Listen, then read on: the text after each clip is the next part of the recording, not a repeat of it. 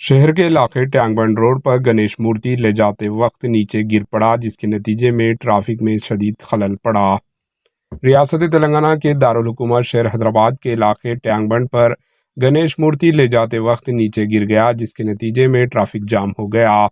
हैदराबाद धूलपेट से मिर्चल मुंतकिल करते वक्त गणेश मूर्ति टैंकबंड रोड पर गणेश की एक बड़ी मूर्ति रास्ते में बेकाबू होकर नीचे गिर गई। मुकामी लोग और ट्रैफिक पुलिस की मदद से मूर्ति को हटा लिया गया, जिसके नतीजे में वहां पर शदीद तौर पर ट्रैफिक जाम हो गई। Bureau report, HN news.